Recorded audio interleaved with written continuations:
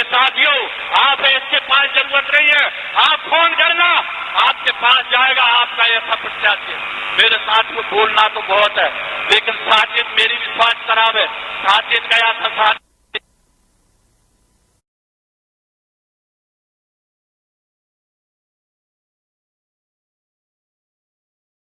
आपका विधायक हूं, आपसे रास्ते मिलेगा। और दूसरा विधायक कंधे से लगाकर मैं उसके साथ हूं और उसके साथ रहूंगा। और कमलनाथ जी पछोड़ी जी उनके साथ है, पूरे सुखदेव पाठक जी और पीवी शर्मा जी उनके साथ है, पूरे यहाँ जितने बड़े नेता बैठे हैं इनके साथ है। मैं आपसे अपील करना चाहता हूँ, ब्रह्म निवेदन करना चाहता हूँ तो हमारे भाई को जिताकर आप विधानसभा में पहुंचे और रायसेन का भरपूर विकास चाहिए। धन्यवाद। जय हिंद। अब मैं आमंत्रित कर रहा हूं मध्य प्रदेश सरकार के पूर्व मंत्री आदरणीय पीसी शर्मा साहब को बुलाएं और अपने विचार व्यक्त करें। आदरणीय पीसी शर्मा जी। आदरणीय विधानसभा के लिए जिनको प्रभारी बनाया है पूर्व मंत्री सुखदेव पांसे जी, आदरणीय विधायक भार्गव जी, देवेंद्र पटेल जी, जिला कांग्रेस के अध्यक्ष देवेंद्र पटेल जी और मुमताज भाई, मंच पर उपस्थित सभी हमारे वरिष्ठ नेतागण और मदन लाल जी चौधरी, जिनको हमने आदरणीय कमलनाथ जी ने यहाँ पे प्रत्याशी बनाया है। मैं एक चीज पूछना चाहता हूँ आपसे कि देवेंद्र पटेल जी विधायक है, इनके यहाँ चुनाव क्यों नहीं हो रहा है? भार्गव जी विधायक है, इनके यहाँ चुनाव क्यों नहीं हो रहा है? ये साथी में क्यों चुनाव हो रहा है? अरे ये 35 करोड़ रुपए में टिके नहीं, इसलिए वहां चुनाव नहीं हो रहा है। यहाँ के प्रभुराम चौधरी जी 35 करोड़ में बिक गए, इसलिए चुनाव हो रहा है। मुझे आदरणीय कमलनाथ जी ने ग्वालियर का प्रभारी बनाया है। हमने वहां एक मास्क लगा के वो चलाया है जो पूरे ग्वालियर अंचल में बनाया है और उसमें नारा लिखा है कि बिकाऊ नहीं टिकाऊ चाहिए, गद्दारों की नहीं कमलनाथ जी की सरकार चाहिए, कमलनाथ जी की सरकार चाहिए। ये अभियान उनको चलाना है। साथी का नाम भगवान बुद्ध से जुड़ा हुआ है। भगवान बुद्ध जो सच्चाई के प्रतीक थे, जिन्होंने पूरी दुनिया में शांति और सच्चाई फैलाई, सारी दुनिया के अंदर बहुत चल गया। लेकिन इसी साथी का प्रत्याशी भगोड़ा निकला, बदलाव निकला। मैं समझता हूँ ये बहुत शर्म की बात है। प्रजातंत्र की हत्या में उसका भी हाथ है। आदरणीय कमलनाथ जी ने, जैसा कि हमारे छोटे विधायक जी ने कहा कि शिक्षा मंत्री बनाया, अरे शिक्षा मंत्री तो बनाया, कोरिया भेजा, दो बार कोरिया। हम कहते थे भैया प्रोग्राम जी कुछ कोरिया से सीख के आए तो शिक्षा, पता लगा तो और अनपढ़ हो गए, ये और अनपढ़ हो गए। ऐसे आदमी का साथ देना, मैं समझता हूँ कि ये इस जनता के साथ धोखा दिया है जिन्होंने पंजे की बटन दबाकर उनको यहाँ पर जिताया था। मैं कहना चाहता हूँ कि मुख्यमंत्री शिवराज सिंह चौहान जी जो एक बहुत ही झूठे मुख्यमंत्री हैं, एक के बाद एक झूठ बोलते हैं। लगातार कहते थे कि किसानों का कर्जा माफ नहीं हुआ। अरे विधानसभा के अंदर अभी जो हुई तो कमल पटेल उनके कृषि मंत्री जी ने वहां उत्तर दिया है कि 27 लाख किसानों का कर्जा माफ हुआ, ये विधानसभा पर लिख कर दिया। इक्यावन जिलों में माफ हुआ, ये लिख के दिया। 11,500 करोड़ का लिख के दिया, ये हुआ है। और 1 जून से 2 लाख तक के किसानों का कर्जा माफ होना था, ये आदेश कमलनाथ जी ने कर दिया था, जो इस भारतीय जनता पार्टी की सरकार ने सुध लागू नहीं किया और इसलिए बाकी लोगों का हो रहा है। आज फिर सतना के अंदर किसान को बड़ी आती गई, देश में तो आत्महत्या के किसान ने, ये जिला जो मुख्यमंत्री का जिला है, 4 किसानों ने आत्महत्या कर ली। ये स्थिति हो गई। और जैसे हमारे विधायक साथी का जो खिलाया है मंडी मॉडल है, इसमें किसान बंधक हो जाएगा। ईस्ट इंडिया कंपनी का जैसा रास्ता पहले वैसा राज आने वाला है अगर ये बिल लागू हो गया तो। मैं इस मौके पर आपका स्वागत करता हूँ और कहना चाहता हूँ कि आदरणीय कमलनाथ जी ने एक ऐसा प्रत्याशी दिया है, मदन लाल चौधरी। हम तो कह सकते हैं चौधरी जी की पंजे की बटन को दबाओ और चौधरी जी को जिताइए, चौधरी जी को जिताइए। ये हमारा नारा यहाँ पर हो सकता है। और एक बात ये राम की कर रहे हैं, मंदिर की बात कर रहे हैं, पर पिछले 6 महीनों के अंदर आदरणीय कमलनाथ जी 30 मार्च तक मुख्यमंत्री थे। 36 मार्च से पहला कोरोना का पेशेंट आया इस 6 महीनों के अंदर लोग बेरोजगार हुए। कोरोना से 1 लाख से ज्यादा लोग संक्रमित हुए और 2,500 के लगभग लोगों की जान चली गई है। ये सरकार उसमें कुछ नहीं कर रही है। इस कोरोना में लोग बेरोजगार हुए हैं। कल ये पर्यटन विभाग के 80 लोगों को निकाल दिया। ये रोज कहते हैं इन लोगों को नौकरी देंगे। अतिथि शिक्षकों के लिए विधानसभा में जवाब दिया है मंत्री ने, जो यादव जी है, कि हम अतिथि शिक्षक को एक को भी नहीं लेंगे, इनको बाहर निकाल दिया है। ये इनके जवाब आ रहे हैं। ये मान के चलिए, ये कमलनाथ जी की सरकार बनेगी तो रोजगार भी मिलेगा। जो राम की बात करते हैं तो हमारे यहाँ कहा जाता है कि भूखे भजन न होए गोपाला, भूखे पेट भजन न होए गोपाला। तो भगवान राम की बात करते हैं, लेकिन पूरे मध्य प्रदेश को और देश को आपने भूखा बांध दिया है 6 महीनों के अंदर कोरोना महामारी। इसलिए मैं आपसे निवेदन करता हूँ, हमारे मदन लाल चौधरी जी को पंजे की बटन दबाकर उनको जिताइए और एक बार फिर कमलनाथ जी की सरकार बनाइए। धन्यवाद। जाइए। बहुत बहुत धन्यवाद आदरणीय पीसी शर्मा जी। रवि पटेल, अंकित पटेल ने सैकड़ों कार्यकर्ता के साथ भारतीय जनता पार्टी छोड़कर कांग्रेस की सदस्यता करी है। हमारे रायसेन ब्लॉक की महिला नेत्री नीतू राजपूत, गैरसैंण ब्लॉक की फराना, सभी महिला नेत्री पूरी विधानसभा में मेहनत कर रही है। रुक्मणी कुशवाहा, सभी महिलाएं इस विधानसभा में जो मेहनत कर रही है, सभी का बहुत बहुत धन्यवाद। अब मैं युवा नेता उमर खान अपने साथियों के साथ आदरणीय कमलनाथ जी को स्मृति चिन्ह भेंट करना चाह रहे हैं। वो आ जाए।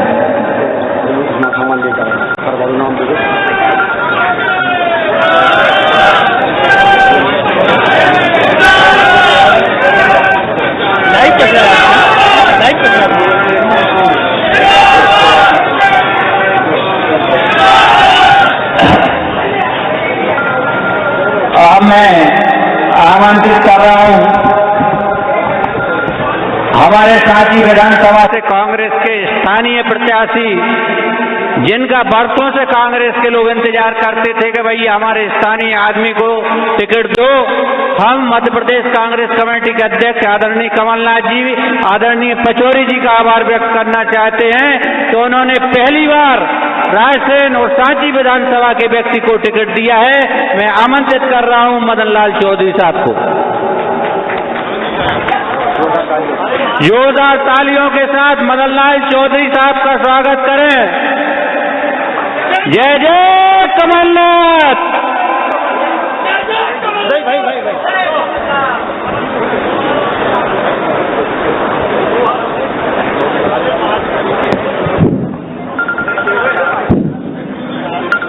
परम सम्मानीय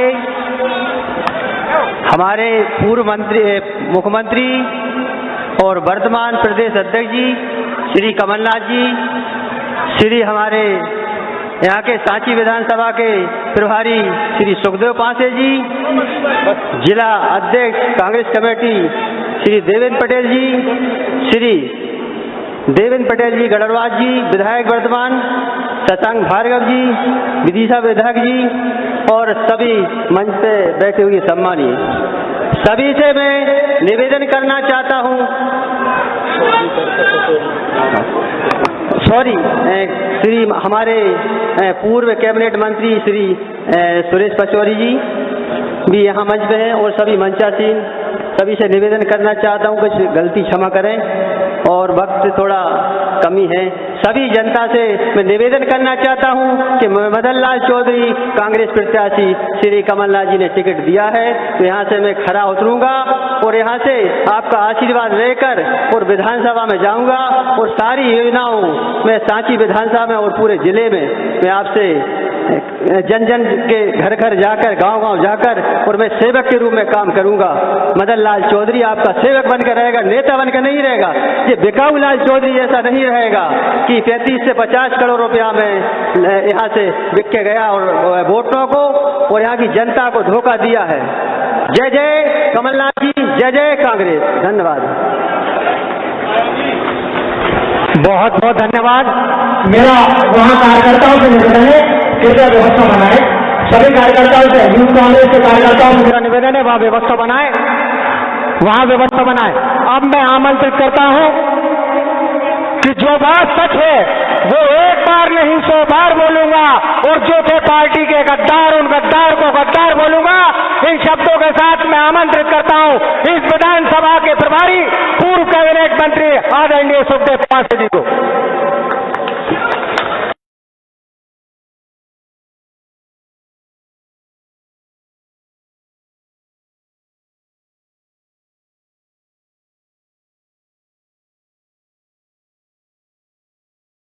जय जवान, जय जय कमलनाथ, जय जय कमलनाथ।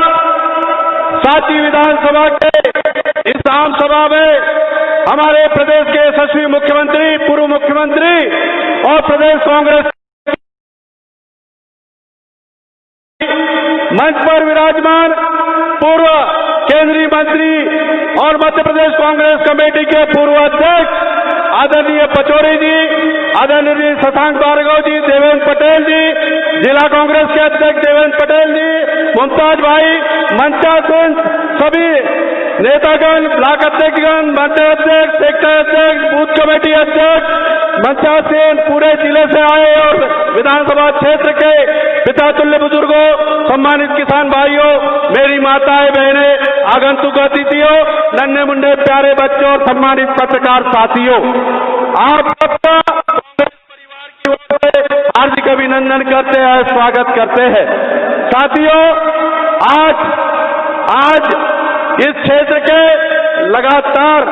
लगातार कई वर्षों से भारतीय जनता पार्टी के जनप्रतिनिधियों ने इस क्षेत्र का लोकसभा में प्रतिनिधित्व किया है। यहाँ के मुख्यमंत्री शिवराज सिंह चौहान जो विदिशा संसदीय क्षेत्र से आते हैं और वो साची विधानसभा भी उसी संसदीय क्षेत्र में आती है।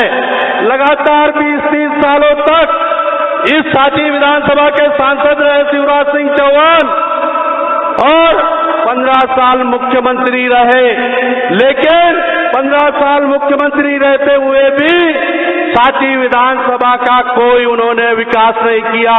यहाँ के बेरोजगारों के लिए कोई रोजगार के अवसर उपलब्ध नहीं कराए, कोई उद्योग धंधा नहीं खुलवाया, कोई फैक्ट्री नहीं खुलवाई, कोई कारखाना नहीं खुलवाया।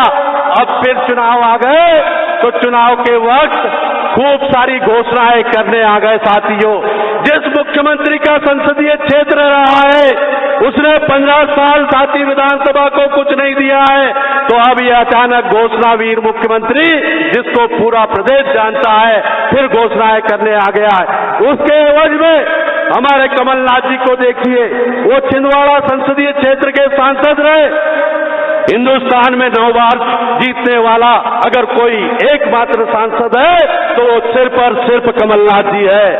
वो छिंदवाड़ा देखिए, इनका साची विदिशा संसदीय क्षेत्र देखिए, कमलनाथ जी के क्षेत्र में हर सुपरफास्ट ट्रेन स्टॉपेज होती है, अनगिनत केंद्रीय विद्यालय है, मॉडल स्टेशन है, अनेक उद्योग धंधे, फैक्ट्री, कल कारखाने हैं, अनेक हिंदुस्तान में सबसे बड़ा आदर्श अगर कोई क्षेत्र है तो छिंदवाड़ा है, और छिंदवाड़ा मॉडल को पूरे मध्य प्रदेश में कमलनाथ जी ने लागू करने का काम किया था।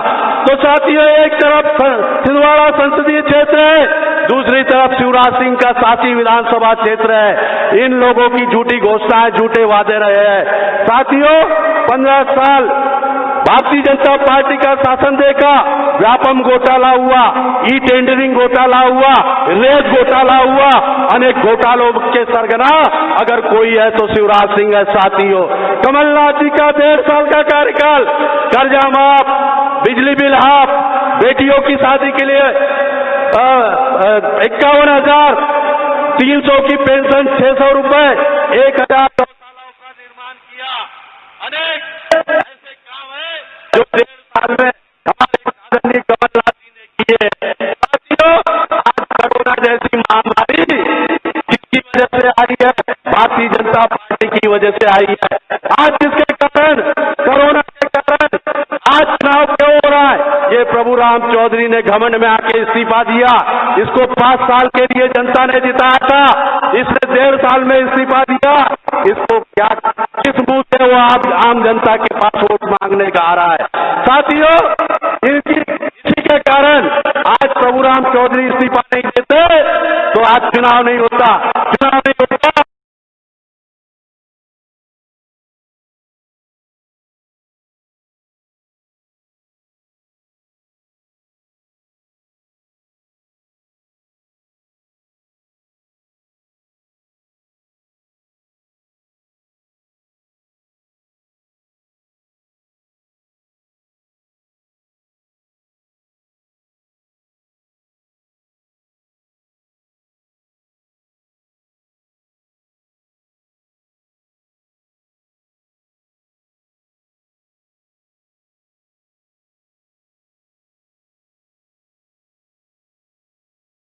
संक्रमण नहीं फैलता।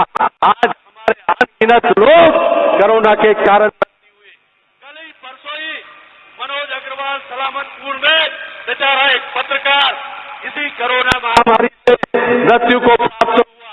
ऐसे अनगिनत लोग कोरोना बीमारी के कारण मृत्यु को प्राप्त हुए हैं।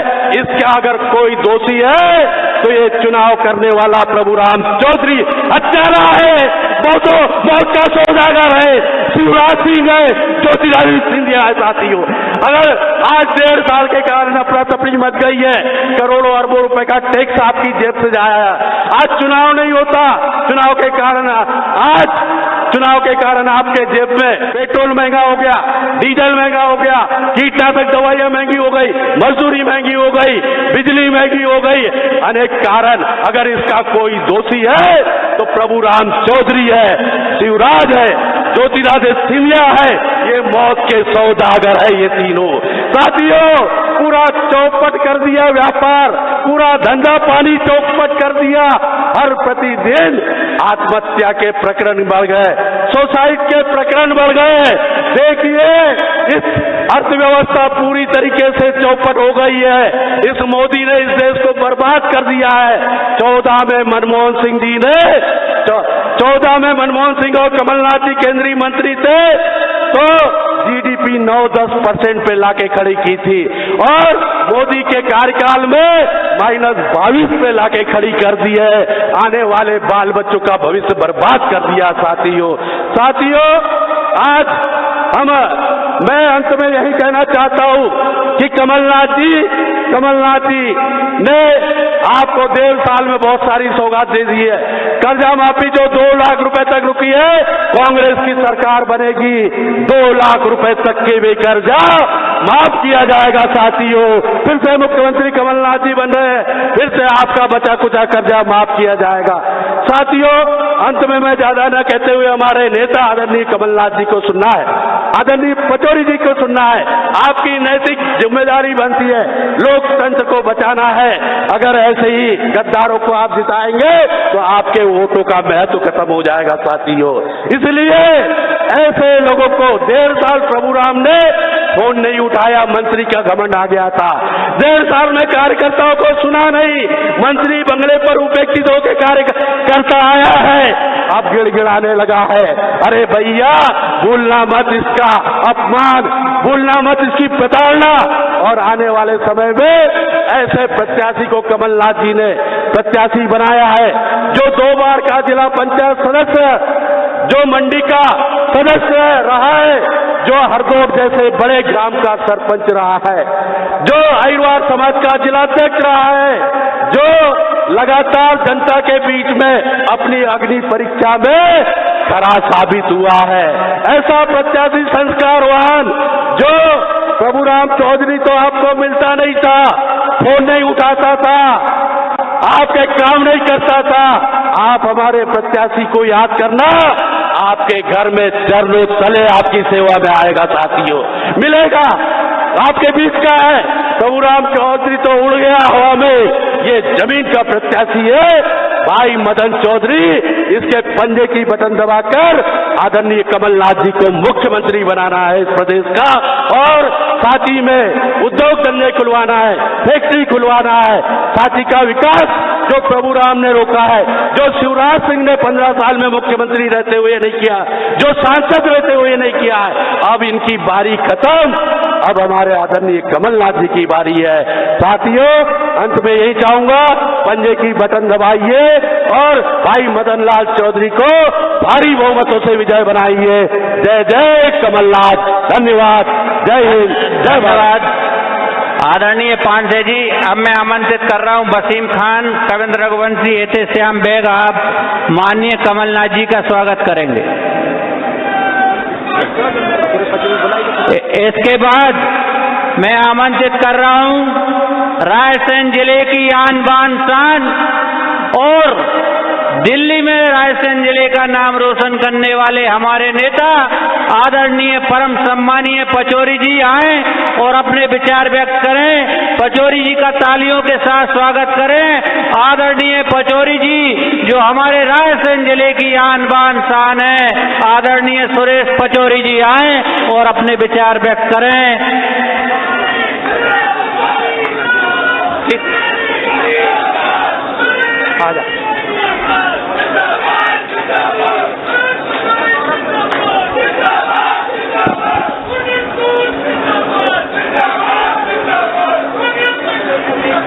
मध्य प्रदेश कांग्रेस कमेटी के अध्यक्ष, प्रदेश के पूर्व मुख्यमंत्री,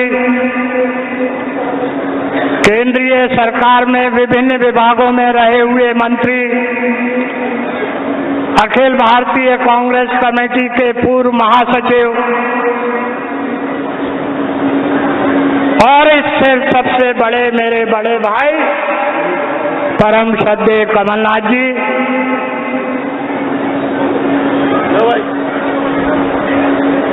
भाई सुखदेव पांसे जी, इस क्षेत्र के कांग्रेस के उम्मीदवार भाई मदन चौधरी जी, मिथुन जोशी जी, पूर्व मंत्री पीसी शर्मा जी, यहाँ के इस जिले के बरेली उदयपुरा के एमएलए देवेंद्र पटेल जी, विदिशा के एमएलए शशांक भार्गव जी, जिला कांग्रेस कमेटी के अध्यक्ष देवेंद्र पटेल साहब, पूर्व विधायक शैलेंद्र पटेल जी, भगवान सिंह जी, निशंक जैन जी, विदिशा के जिला कांग्रेस अध्यक्ष शिलाकारी जी, मंडीदीप के नगर पालिका अध्यक्ष बद्री चौहान जी, बाड़ी के नगर पालिका अध्यक्ष जगेश बैरागी जी, रायसेन के जांबाज युवक कांग्रेस अध्यक्ष विकास शर्मा जी, आशीष गौर जी, जिला युवक कांग्रेस अध्यक्ष, रायसेन के ब्लॉक अध्यक्ष मनोज अग्रवाल जी, देगांव के ब्लॉक अध्यक्ष राम बाबू लोधी जी, गैरतगंज के ब्लॉक अध्यक्ष लालजी ठाकुर जी, सांची के ब्लॉक अध्यक्ष आशीष राजपूत जी, रायसेन ग्रामीण के ब्लॉक अध्यक्ष प्रकाश पटेल जी, साचेत के ब्लॉक अध्यक्ष हरिनारायण लोधी जी, पंडित दुर्गेश चतुर्वेदी जी, बाकी मंडल अध्यक्ष भाई आदेश राज जी, राजेश अहिरवार जी, प्रभात चावला जी, मुकेश साक्षी जी, संदीप मालवी जी, प्रीति ठाकुर जी, और जो संचालन हमारे भाई कर रहे हैं नारायण ठाकुर जी, हमारे प्रतिष्ठित जो हैं पत्रकार बंधु, और इस सबसे महत्वपूर्ण मेरे सामने बैठे हुए कांग्रेस के जांबाज कांग्रेस परिवार के साथियों, ये जो मध्य प्रदेश का चुनाव होने जा रहा है, इस पर पूरे देश की नजरें हैं। ये एक ऐतिहासिक चुनाव होने जा रहा है और सांची का और भी महत्वपूर्ण चुनाव। पौराणिक इतिहास में उल्लेख है कि जब जब सत्ता अच्छी चली है तब तक दानवी शक्ति सक्रिय हुई है और भगवान विष्णु उसकी रक्षा के लिए आगे आए। जब राम रावण युद्ध हो रहा था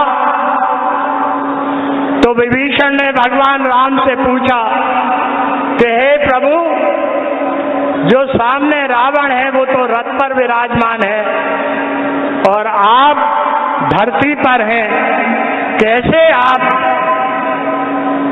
आप इस युद्ध को जीतेंगे? प्रभु राम ने कहा, मैं धर्म रथ से इस युद्ध को जीतूंगा। ठीक ऐसे ही ये चुनाव हमारे यहाँ जो विभीषण प्रवृत्ति है उसको कभी सम्मान नहीं मिलता है। विभीषण प्रवृत्ति किसने अपनाई? विभीषण प्रवृत्ति वो 22 विधायकों ने अपनाई जो कांग्रेस के थे, जिन्हें उनके क्षेत्र की जनता ने बहुत विश्वास के साथ कांग्रेस के उम्मीदवार के रूप में अपने क्षेत्र का प्रतिनिधि चुना था। लेकिन क्या हुआ? हुआ ये कि उन्होंने विभीषण प्रवृत्ति अपना ली, वो लोभ लालच में आ गए और लोभ लालच में आने के बाद वो भारतीय जनता पार्टी से मिल गए और भारतीय जनता पार्टी से मिलने के बाद उन्होंने कमलनाथ जी की सरकार छीन ली। हमारे यहाँ कहा गया है कि उग्रे अंत न होए निभायु, उग्रे अंत न होए निभेहु, काल ने मुझे रावण राहु। अर्थात जो लोभ में आ जाते हैं, लालच में आ जाते हैं, पाला बदल देते हैं, उनकी हमेशा पराजय होती है। ठीक ऐसी ही स्थिति इस सांची में और उन क्षेत्रों में होने जा रही है जो कांग्रेस से पाला बदलकर भारतीय जनता पार्टी के रूप में उम्मीदवार के रूप में चुनाव लड़ रहे हैं। साथियों, ये रायसेन का एक अपना इतिहास, रायसेन का एक अपनी ऐतिहासिक पृष्ठभूमि है। रायसेन में यहाँ के प्रतिनिधि के रूप में एक बार डॉक्टर शंकर दयाल शर्मा रहे, जिन्होंने राष्ट्रपति तक का पद सुशोभित करके रायसेन का नाम रोशन किया। और इस क्षेत्र की बात करें, भले ही वो दूसरी पार्टी में हो, हमारे विपक्षी दल में हो, लेकिन डॉक्टर गौरीशंकर शेजवार जो प्रतिपक्ष के नेता रहे, जो कैबिनेट में मिनिस्टर रहे, उनके जब व्यवहार को हम देखते हैं तो वो विनम्र रहे, वो शालीन रहे। उन्होंने हर संभव ये कोशिश करी कि यहाँ के लोगों से मिलें। उसके विपरीत सांची के जो एमएलए बाद में बने, जो कमलनाथ जी की सरकार में मंत्री बने, प्रभुराम चौधरी, उनकी क्या स्थिति थे? वो क्या आसानी से मिलते थे? बोलो, वो क्या आसानी से काम करते थे? वो कैसे काम करते थे? ये आज सबके सामने है।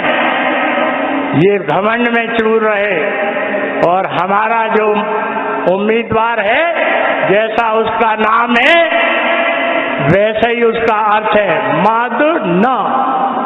जिसमें मद न हो, जिसमें मद न हो ऐसा मदन, जिसमें मद न हो ऐसा मदन।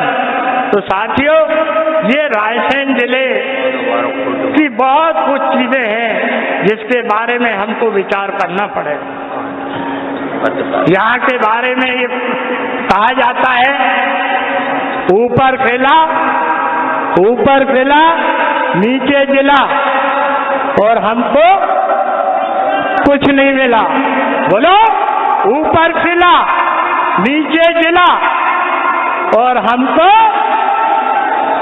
जब प्रभुराम चौधरी बने अध्यक्ष तो हमें कुछ भी, जब प्रभुराम चौधरी बने यहाँ के विधायक और बने मंत्री तो हमको कुछ भी नहीं मिला। कमलनाथ जी के समय बोला जाता है कि हमरे कछु काम नहीं करत थे, हमरी सुनत नहीं थे, हमसे मिलत नहीं थे। भैया ये बताओ, 4 लेन जो बनी रायसेन की, 4 लेन जो 50 करोड़ की बनी, ये कमलनाथ जी बैठे उनके समय में बनी।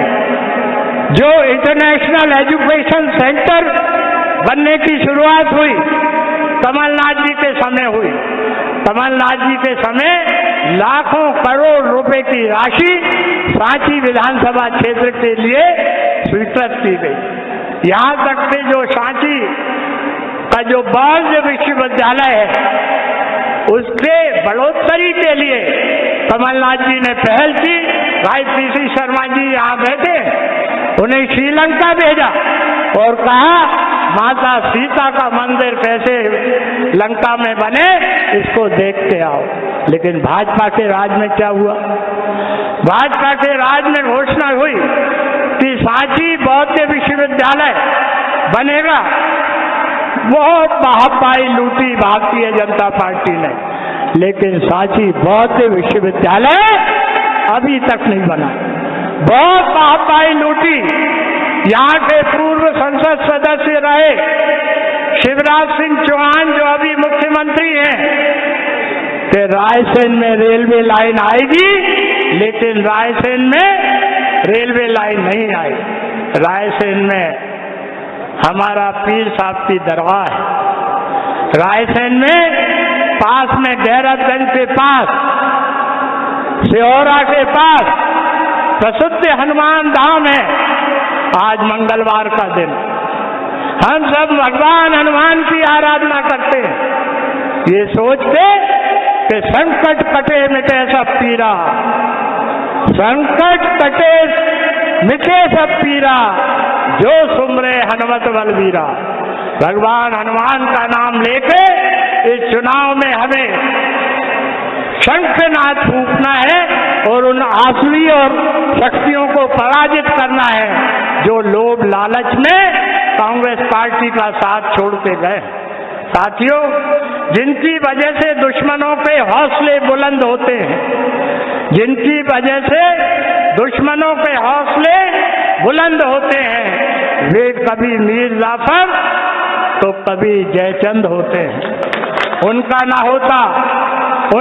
होता कोई खुदा न कोई रसूल, आज तीनों के सांपों का कैसी वफा और कैसा उसूल।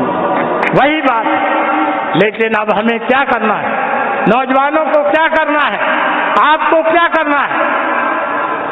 तूफानों से आंख मिलाओ, तूफानों से आंख मिलाओ, सैलाबों पर वार करो, मल्लाहों का चक्कर छोड़ो, मल्लाहों का चक्कर छोड़ो, अब तैर के दरिया पार करो और मदन चौधरी को जिता के भोपाल की विधानसभा में जीतो।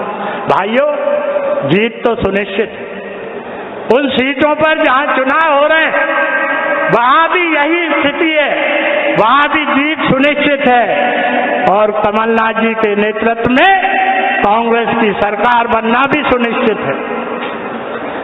रात कातिल है तो सूरज की किरण फूटेगी, रात कातिल है तो सूरज की किरण फूटेगी, वक्त मुंसिफ है तो ये दौर सितम बदलेगा। ये भाजपा का दौर आने वाला है, कमलनाथ जी का दौर आने वाला है। आप सबको सांची से अगुवाई करके शंखनाद फूंकना है। ऐसे कमलनाथ जो गरीबों के लिए लड़े, जो गरीबों के लिए संघर्ष करें, जो गरीबों के लिए लड़ता रहे, उस दीप को दीजिए दुआ। इस सांची इलाके से मैं आपसे ये गुजारिश करने आया हूं। साथियों, कमलनाथ जी के बारे में क्या बोला जाए, क्या छोड़ा जाए, मेरी समझ से बाहर है। मेरा और उनका 40 साल का भाईचारे का रिश्ता है। ये जब केंद्रीय मंत्री के रूप में विदेश गए, वाणिज्य मंत्री के रूप में विदेश गए, तब भी उन्होंने हिंदुस्तान के किसानों की लड़ाई लड़ी और ऐसी लड़ाई लड़ी कि WTO में किसानों के हक के लिए जब से अमेरिका और दूसरी शक्तियां एक रिजोल्यूशन पास करना चाहती थी, कमलनाथ जी ने कहा मैं हिंदुस्तान के किसानों की हक की लड़ाई लड़ूंगा और उस WTO से बाइकआउट करके उस मीटिंग से आ गए। जब मध्य प्रदेश के मुख्यमंत्री बने, मध्य प्रदेश के मुख्यमंत्री बनते हुए ही अगर पहले आदेश पर कोई दस्तखत किए शपथ के बाद, तो वो किसानों की कर्जा माफी संबंधी आदेश पे दस्तखत किए। कमलनाथ जी ने जो कहा वो निभाया। जैसे कहा गया है कि रघुकुल रीत सदा चली आई, प्राण जाए पर, जोर से बोलो, रघुकुल रीत सदा चली आई, प्राण जाए पर। जो उन्होंने वादे किए थे, वो वादे पूरे करने की कोशिश की। 365 दिन में 365 वादे पूरे किए। आप कहेंगे भैया वादे गिनाओ। उनको आपने 15 माह दिए, भारतीय जनता पार्टी को आपने 15 साल दिए। कमलनाथ जी ने जो पहली किस्त है उसमें 20 लाख किसानों का कर्जा माफ किया और 7.5 लाख किसानों का कर्जा दूसरे चरण में माफ किया। माफिया राज से मुक्ति दिलाई, रोजगार देने के लिए युवा स्वरोजगार योजना चलाई, मिलावट के खिलाफ शुद्ध के लिए युद्ध करा, 100 यूनिट बिजली 100 रुपए में देने की बात कही, कन्या विवाह राशि बढ़ाकर 28,000 से 51,000 कर दी, सामाजिक सुरक्षा पेंशन 600 से उन्होंने 300 से बढ़ाकर 600 कर दी और गौशाला, भाई श्री शर्मा बैठे हैं, 1,000 निर्माण की बात कही और 600 गौशाला उन्होंने बना डाली। राम वन गमन पथ निर्माण करने का संकल्प लिया, महाकाल मंदिर में 300 करोड़ रुपए की घोषणा करी, पुजारियों का मानदेय 3 गुना बढ़ा दिया, आदिवासी भाइयों को साहूकार ऋण से मुक्ति दिला दी और शादी और मृत्यु होने पर लोगों को सहायता का प्रावधान किया, पिछड़ा वर्ग को 27% आरक्षण दिया, सामान्य निर्धन वर्ग को 10% आरक्षण दिया, महिलाओं पर होने वाले अपराधों पर अंकुश लगाया। लेकिन बात क्या थी? बात ये थी कि भाजपा की घपले और घोटाले वाली सरकार थी। सिमस्त घोटाला हुआ था, व्यापम घोटाला हुआ था, ई टेंडरिंग घोटाला हुआ था, नर्मदा नदी में वृक्षारोपण घोटाला हुआ था, सिमस्त घोटाला हुआ था। इन सब घोटालों की जांच हो जाती और जांच में भाजपा के नेता अंदर चले जाते, तो उन्होंने आसुरी शक्तियों का लाभ लिया, उन्होंने विभीषण रूपी शक्तियों का साथ लिया और हमारे 22 विधायक इधर से उधर चले गए और उसका परिणति ये निकली कि कांग्रेस की कमलनाथ जी की सरकार चली गई। ये सरकार आने के बाद क्या हुआ? प्रदेश में कोरोना हुआ, प्रदेश में कोरोना बढ़ता गया, अस्पताल में बिस्तर नहीं मिल रहे, दवा नहीं मिल रहे और कोविड के लिए जो इंजेक्शन होता है, कमलनाथ जी मैं आपसे कहना चाहता हूं और आपका हस्तक्षेप चाहता हूं कि कोविड का जो इंजेक्शन लगता है, रेमडेसिविर इंजेक्शन, मध्य प्रदेश में वो सभी अस्पतालों में उपलब्ध नहीं है। मैं खुद कोविड का से ग्रसित होकर आया हूं। अस्पतालों की स्थिति ये थी कि रेमडेसिविर इंजेक्शन वहां मौजूद नहीं था। अब पैसा मजाक हो रहा है, विज्ञापन में दिखाया जा रहा है, सारे दिन विज्ञापन में दिखाया जा रहा है कि मध्य प्रदेश गेहूं के उपार्जन में नंबर 1 हो गया। अरे भैया ये तो सही है, गेहूं के उपार्जन में नंबर 1 हो गया, लेकिन गेहूं की बुआई कब हुई जा तो बता दो। मैं भी किसान को मोड़ा हूं। गेहूं की बुआई हुई कब? जब कांग्रेस की सरकार थी और उपार्जन में नंबर 1 हो गया और अपनी ये पीठ छपा रहे हैं। ये कह रहे हैं हम रोजगार देंगे। जिन्होंने व्यापम में रोजगार छीना, वो रोजगार देने की बात नौजवानों को कर रहे हैं। जो सरकार गिरा रहे हैं वो लोगों के घर बसाने की बात कर रहे हैं। लच्छेदार भाषण दे रहे हैं लेकिन अच्छे काम नहीं कर रहे हैं। कमलनाथ जी जो बोलते हैं उसे पूरा करते हैं और वो जो है वचनबद्ध हैं इस बात के लिए कि वो प्रदेश की तरक्की करेंगे, वो प्रदेश का विकास करेंगे। जो घर का बेदी लंका ढाए वाली बात हुई है उन सबको वो पराजित करेंगे। यही मैं आपसे कहने के लिए आया हूं। इसलिए जो आगे आने वाला जो चुनाव है उस चुनाव में आप मेहरबानी करके यहाँ से विधानसभा के प्रत्याशी के रूप में, कांग्रेस के उम्मीदवार के रूप में, आपके सेवक के रूप में, जो सहज हैं, सरल है, मिलनसार हैं, आपके बीच में हैं, आपके बीच में ही रहेंगे। क्यों भैया है? आपके बीच में ही रहेंगे, आपके हर काम करेंगे, हर काम के लिए संघर्ष करेंगे, सांची के विकास क्षेत्र के लिए संघर्ष करेंगे और विधानसभा में सांची की आवाज को गूंजाएंगे। इस संकल्प के साथ वो आपके उम्मीदवार के रूप में आपके बीच में नतमस्तक होकर, हाथ जोड़कर आपके सामने आपके आशीर्वाद के लिए, स्नेह के लिए, सहयोग के लिए प्रार्थना कर रहे हैं। इसलिए इन्हें आप अपना प्रतिनिधि चुनकर एमएलए बनाकर भोपाल भेजिए, जो कमलनाथ जी के लिए बहुत सहयोगी साबित होंगे और सांची का नाम रोशन करेंगे। सांची का भैया देश में और विदेश में नाम है।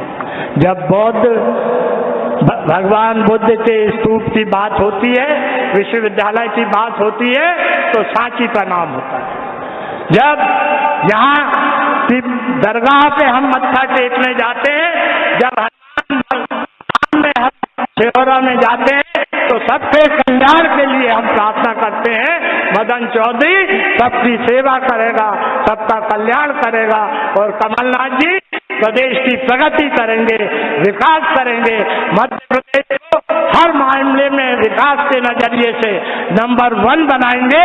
यह मैं आपके सामने इस रायसेन की पावन धरती पर वचन देते हुए अपनी बात को समाप्त करता हूँ। जय हिंद, वंदे मातरम, जय हिंद। बहुत बहुत धन्यवाद आदरणीय पटोरी जी। अब मैं विनम्र प्रार्थना करता हूँ प्रदेश के विकास पुरुष, किसानों के हितैषी, आमजन की पीड़ा को अपने हृदय में बसाने वाले, पद नहीं बल्कि आदमी का सुख ही लक्ष्य, इसी भावना के धनी प्रदेश के यशस्वी पूर्व मुख्यमंत्री परम सम्माननीय कमलनाथ जी से सादर अनुरोध है, आप हमें अपना आशीर्वाद दें और कांग्रेस का प्रत्येक कार्यकर्ता एवं सांची का प्रत्येक वोटर आपकी आंखों से झलके आंसू का इन गद्दारों से हिसाब लेगा। आपको मुख्यमंत्री पद की जरूरत नहीं है, लेकिन मध्य प्रदेश की 7 करोड़ जनता को आपकी जरूरत है। आप मारकर जंगी दिए, हम तन मन और प्राण से आपके साथ खड़े सादर आमंत्रित है आदरणीय कमलनाथ जी। जय जय कमलनाथ। मेरे भाई संसद में रहे हुए, मंत्रिमंडल में रहे हुए, मेरे साथ केंद्र मंत्रिमंडल में सुरेश पचौरी जी, सुखदेव पारसी जी, पीसी शर्मा जी, मिथिल जोशी जी, शैलेंद्र पटेल जी, देवेंद्र पटेल जी, हमारे विधायक देवेंद्र पटेल जी, शशांक भार्गव, भूतपूर्व विधायक निशंक जैन जी, हमारे जिला कांग्रेस कमेटी के अध्यक्ष कमल सिलाकारी जी, भूतपूर्व अध्यक्ष और वरिष्ठ कांग्रेस के नेता मुमताज भाई, किन किन का नाम लूं, सभी मेरे साथीगण, आदरणीय बुजुर्गों, भाइयों और बहनों, बहुत बहुत धन्यवाद आप सबका। आप यहाँ आए, आपने कांग्रेस का सम्मान बढ़ाया, मुझे बल और शक्ति दी। अभी यहाँ मैं बैठा था, अभी यहाँ बैठे हुए 10 मिनट पहले उपचुनाव की घोषणा हुई। 3 नवंबर को मतदान होगा हमारे सांची में। इसका नाम तो रखा है उपचुनाव, इसका नाम तो रखा है उपचुनाव। ये आम चुनाव नहीं है, उपचुनाव नहीं है, ये तो मध्य प्रदेश के भविष्य का चुनाव है और ये चुनाव तय करेगा कि हमारा प्रदेश कौन सी पटरी पर चलेगा। ये चुनाव तय करेगा हमारे नौजवानों के भविष्य का। उपचुनाव किस बात का? बाबा साहब अंबेडकर ने हमें संविधान दिया, उन्होंने कभी नहीं सोचा था, प्रावधान रखे थे संविधान में कि कोई विधायक या कोई सांसद नहीं रहेगा तो उपचुनाव होगा, पर उन्होंने अपने सपने में भी नहीं सोचा था कि ऐसा समय अपने देश में आएगा जहां उपचुनाव सौदा करके करना पड़ेगा। सौदा हो जाता है और आप जानते हैं छोटा सौदा तो छिप जाता है, बड़ा सौदा छिपता नहीं है। तो अब तो बड़ा सौदा सब जानते हैं कौन सा सौदा हुआ। बाबा साहब अंबेडकर ने इसका कोई प्रावधान नहीं बनाया कि बोली बोलकर सरकार बना लो, बोली बोलो सौदा करो सरकार बना लो। हमारा संविधान हमारे प्रजातंत्र के साथ किस प्रकार का खिलवाड़ किया गया, बाबा साहब अंबेडकर ने कभी ये सोचा नहीं था। कैसे मध्य प्रदेश कलंकित हुआ देश भर में। सब कहते हैं मध्य प्रदेश बिकाऊ प्रदेश है, बिकाऊ प्रदेश है। कैसा मध्य प्रदेश को कलंकित किया। 15 साल बाद कांग्रेस की सरकार बनी थी, सबने अपनी बात रखी थी। 2018 में, नवंबर 2018 में मध्य प्रदेश की जनता ने कहा था शिवराज जी बहुत हो गया, घर बैठिए, बहुत झूठ बोल लिया आपने, घर बैठिए। पर कान से घर बैठने वाले थे, झूठ बोलने से तो बाज नहीं आते थे, अभी भी बाज नहीं आए। मैंने सुना ये आते हैं, कहते हैं कई ये योजनाएं मैं लागू करूंगा, जगह जगह जा रहे हैं, घोषणाएं कर रहे हैं। जब चुनाव नहीं होता है शिवराज जी अपनी जेब में नारियल, एक जेब में नारियल लेके चलते हैं, जहां मौका मिलता है नारियल बोल देते हैं। जब उपचुनाव आता है दोनों जेबों में नारियल रख लेते हैं और गुमराह करते हैं। 15 साल बाद कांग्रेस की सरकार बनी, 15 महीने कांग्रेस की सरकार रही, 2.5 महीने गए लोकसभा चुनाव और आचार संहिता में, 1 महीना गया सौदेबाजी में। सारे 11 महीने में कांग्रेस की सरकार ने परिचय दिया अपनी नियत और नीति का। हमने एक शुरुआत करी थी, कैसा प्रदेश हमें सौंपा गया था, ऐसा प्रदेश जहां किसानों की आत्महत्या में मध्य प्रदेश नंबर 1, ऐसा प्रदेश जहां बेरोजगारी में मध्य प्रदेश नंबर 1, ऐसा प्रदेश हमें सौंपा जहां भ्रष्टाचार में नंबर 1, ऐसा प्रदेश जहां महिलाओं पर अत्याचार पर नंबर 1, ऐसा प्रदेश हमें सौंपा गया था। और कौन सी चुनौती नहीं थी। हमारा कृषि क्षेत्र, हमारा नौजवान हमारे कृषि क्षेत्र में कैसे एक नई क्रांति लाए। मध्य प्रदेश की 70% अर्थव्यवस्था कृषि क्षेत्र पर आधारित है। 70% लोग किसान नहीं है, पर उनका जीवन कृषि क्षेत्र पर आधारित है। जो राशन का बाजार चलता है, जो विदिशा का बाजार चलता है, जब किसानों के जेब में पैसा होता है, जब किसानों के पास खरीदने की ताकत होती है। पर अगर किसान पिटा रहा तो ये राशन के बाजार में कोई रोशनी नहीं होगी। हमने प्रयास किया कि एक नई क्रांति लाए, हमने कहा था हम कर्जा माफ करेंगे, हमने शुरुआत करी, ईमानदारी से शुरुआत करी। पहले किश्त में 21 लाख किसानों का कर्जा माफ हुआ। और आज मैं तो शिवराज सिंह जी को कहता हूं झूठ आप कब तक बोलेंगे, आ जाइए, खड़े हो जाइए उस तरह। 26 लाख किसानों का कर्जा हमने माफ किया, इन्होंने विधानसभा में खुद कहा है। और ये कहते हैं कर्जा माफ नहीं हुआ, अब तक शुरुआत करी थी। 1 जून से हमारा तीसरा किश्त शुरू होने वाला था। जो बचे हुए किसान थे उनका कर्जा माफ हुआ। और मैं किसानों को कहना चाहता हूं कांग्रेस की सरकार आने दो, जिन किसानों का कर्जा माफ नहीं हुआ उनका कर्जा माफ होगा। मैं शिवराज सिंह नहीं हूं, मैं शिवराज सिंह नहीं हूं, मैं कमलनाथ हूं। मैं घोषणाएं नहीं करता ऐसी। मैंने नहीं कहा था कि मध्य प्रदेश में नौजवानों के लिए नया मौका बनाएंगे। आज का नौजवान कितनी तड़प है इसमें। हमारे बुजुर्गों की दुनिया कुछ और थी, आज के नौजवानों की दुनिया कुछ और है। सही बात है ना। आज के नौजवानों की दुनिया कुछ और है। आज का नौजवान कोई ठेका नहीं चाहता, कोई कमीशन नहीं चाहता, वो तो व्यवसाय का मौका चाहता है या रोजगार का मौका चाहता है। और ये तभी संभव है हमारे नौजवान जो मध्य प्रदेश का निर्माण करेंगे भविष्य। आज का नौजवान में अगर ये तड़प रही, अगर भटकता हुआ नौजवान रहा, तो मध्य प्रदेश का कैसा निर्माण होगा?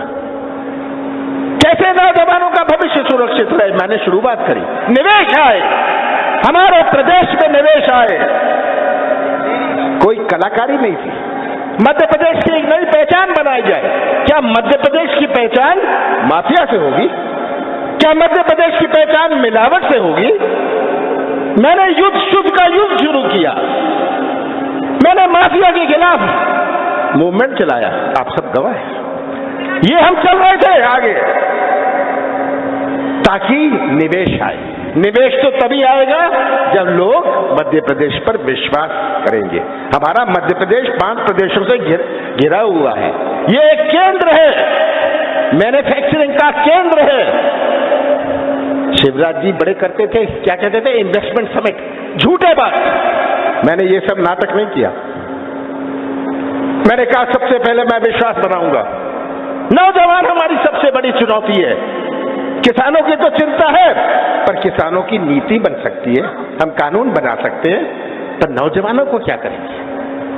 जब तक नौजवान को व्यवसाय का मौका ना मिले, रोजगार का मौका नहीं मिले, एक कारखाना लगता है, आर्थिक गतिविधि बनती है, जिसको इकोनॉमिक एक्टिविटी कहते हैं। आर्थिक गतिविधि में कोई गाड़ी चला लेगा, कोई ट्रैक्टर चला लेगा, कोई ट्रक चला लेगा, कोई मरम्मत का काम कर लेगा। ये मेरी सोच थी और हमने शुरुआत करी। 11.5 महीने मेरे पास थे। मैंने कौन सा पाप किया? कौन सा पाप किया मैंने कि माफिया के खिलाफ मैंने मूवमेंट चलाया? कौन सा पाप किया, गुनाह किया मैंने कि शुद्ध का युद्ध किया? कौन सा मैंने पाप किया कि 27% आरक्षण हम अपने पिछड़ी जाति को देंगे? कौन सा पाप किया था मैंने कि हम गौशाला बनाएंगे? कौन सा पाप मैंने किया था कि मैंने पेंशन बढ़ाया? कौन सी गलती मैंने करी थी 11.5 महीने में? शिवराज सिंह को शर्म आनी चाहिए। 15 साल का हिसाब नहीं देते, मेरे से 15 महीने का हिसाब मांगते हैं। ये शिवराज सिंह जी। और मोदी जी तो कहते थे, याद है, 2 करोड़ नौजवानों का रोजगार देंगे, कहते थे ना? बताइए, कहते थे मोदी जी? तब जब कोविड आया, मोदी जी ने कहा 20 लाख करोड़ रुपए। 20 लाख करोड़ याद है आपको? 20 लाख करोड़ रुपए मैं दे रहा हूं। किसी को 20 रुपए मिले? ये क्या? कैसे आप गुमराह करते? कभी 2 करोड़, कभी 20 लाख करोड़। शिवराज सिंह जी जगह जगह अब जा रहे हैं। जानते हैं कि जनता ने पहचान लिया, जानते हैं कि जनता ने इन्हें अच्छी तरह पहचान लिया है। मैंने सोचा था कि शिवराज सिंह ने सबक सीख लिया होगा, पर कोई सबक नहीं सीखा। अभी तक वो पुरानी बात, घोषणाएं करेंगे, झूठ बोलेंगे कि चलो थोड़ा जनता को मूर्ख बना ले। ये तस्वीर आप सबके सामने है। ये तस्वीर आप सबके सामने है कि क्या क्या हुआ। अगर पेंशन की बात हुई, मिलावट की बात हुई, गौशाला की बात हुई, एक नई पहचान बनाने की बात हुई। ये तस्वीर आपके सामने है। ये तस्वीर देख लीजिएगा कि 11.5 महीने में क्या हुआ। मैं तो इतनी बात आपसे कहता हूं, नौजवानों, भविष्य आपका है, आप अपना भविष्य तय करिएगा। कानून बना लिया अभी लोकसभा में, किसान विरोधी कानून। ये मंडियों का निजीकरण कर रहे हैं, समझ जाइए। ये कानून मंडी का निजीकरण कर रहे हैं कि इनकी सोच में ये निजीकरण, साधारण और सरल बात यह है कि ये मंडियों का निजीकरण करना चाहते हैं। और ये मंडियों का निजीकरण करते हैं तो कौन पिटता है? किसान पिटता है। नफा किसको होता है? बड़े व्यापारी को, बड़े उद्योगपति को। इनके नजरिए में ये पिटा हुआ किसान नहीं है, इनके नजरिए में ये बेरोजगार नौजवान नहीं है। ये तो सोचते अभी ठग लो, अभी कह दो, ये जनता को मूर्ख बना लो। मैं तो कुछ और कहना चाहता था, मैंने कहा नहीं। समझ गया ना मैं क्या कहना चाहता था? जनता को क्या बना दो, मैं नहीं कहना चाहता था। तो कैसे ये आज ठगने आए? और मैं तो यह कहना चाहता हूं कि 3 नवंबर उपचुनाव है। 1 नवंबर को ये झंडे पोस्टर उतर जाएंगे, ये भाषण बंद हो जाएंगे 1 नवंबर को। उसके बाद हम कहां ले जाना चाहते हैं अपने प्रदेश को? जो बिकाऊ है, जो सौदे की सरकार बनाई, क्या हम इस सौदे की सरकार से हम खुद सौदा करेंगे? ये सोचते हैं खरीद लो। अब तो कह रहे हम तो मतदाता को भी खरीद लेंगे। शिवराज जी, आपके लोग कुछ बिकाऊ हो सकते हैं, पर मध्य प्रदेश के मतदाता बिकाऊ नहीं है। ये अपना भविष्य सुरक्षित रखेंगे। आज ये सब चीज का उपयोग करना चाहते हैं, इनको बचा नहीं। मुझे अभी एक लड़का मिला, उसके चेहरे पर घाव थे कि पुलिस ने मारा। प्रशासन का दुरुपयोग। और मैं इस मंच से कहना चाहता हूं, जो मीडिया वाले हैं, सुन लीजिए, रिकॉर्ड कर लीजिए इसे। मैं पुलिस को कहना चाहता हूं, अपनी वर्दी की इज्जत करिएगा। आप अपनी वर्दी की इज्जत करिएगा। मैंने पहले भी कहा है कि कमलनाथ की चक्की चलती है देर से, पर बहुत बारीक पीसती है। बार बार मैं ये बात कहता हूं। क्या पुलिस का उपयोग करेंगे चुनाव में? अधिकारियों और अफसरों का उपयोग करेंगे? मैं अधिकारी और अफसरों को कहना चाहता हूं, सब चीज अब खुली है। ये जमाना खुला जमाना है और आपका पूरा हिसाब किताब लिया जाएगा। हर ऑफिसर का हिसाब किताब लिया जाएगा। मैं जनता को गवाह बनाऊंगा। मैं जनता को गवाह बनाऊंगा। जिन अधिकारियों ने दुरुपयोग किया है, जिन पुलिस अधिकारियों ने अपनी वर्दी की इज्जत नहीं करी, मैं जनता से गवाही लूंगा और जनता के गवाही से हम उस पर जो करना है वो समझ जाएं क्या होगा। ये धमकी नहीं दे रहा, ये तो मैं संवैधानिक बात कर रहा हूं। ये तो हमारे संविधान है, नियम है। शिवराज जी और भारतीय जनता पार्टी समझ ले, ये कलाकारी नहीं चलने वाली। जनता ने ठान लिया है वो क्या करने वाले हैं। और मेरे भाइयों और बहनों और आदरणीय बुजुर्गों, आप जो यहाँ उपस्थित हैं, अगर आपने अपनी कमर ठान ली तो कोई नहीं रोक सकता। कांग्रेस का झंडा मध्य प्रदेश की विधानसभा में लहराएगा। आप सबका बहुत बहुत धन्यवाद। बहुत बहुत धन्यवाद आदरणीय कमलनाथ जी। हमारे उम्मीदवार मदन चौधरी जी है, आपके ही है। ये तो करेंगे सेवा, पर याद रखिएगा, आज मैं रायसन में बोल के जा रहा हूं, कंधे से कंधे मिलाकर आपको उतना ही अधिकार दूंगा जो छिंदवाड़ा के लोगों को कमलनाथ पर है। और हम अपने जिले का विकास का एक नया इतिहास बनाएंगे। मदन गरीब, सीधा साधा, सरल स्वभाव का आदमी है और आपकी सेवा करता रहेगा। मेरा तो साथी है मदन। उठ जाओ। ये मदन देखिए कितना सीधा है, कितना सीधा है। मेरा बस चलता तो मैं इसे छिंदवाड़ा ले जाता। आप सबका बहुत बहुत धन्यवाद। बहुत बहुत धन्यवाद। अब आभार के लिए मैं आमंत्रित करूंगा विकास शर्मा, यूथ कांग्रेस जिलाध्यक्ष। आप सभी जय कमलनाथ। आप सभी ग्रामीण क्षेत्रों से, शहरी क्षेत्रों से जो लोग भी यहाँ उपस्थित हुए, माताओं, बहनों, बुजुर्गों, युवा साथियों, हम आप सभी का हृदय से बहुत बहुत धन्यवाद करते हैं, आभार व्यक्त करते हैं। बहुत बहुत धन्यवाद। जय हिंद, जय वंदे मातरम।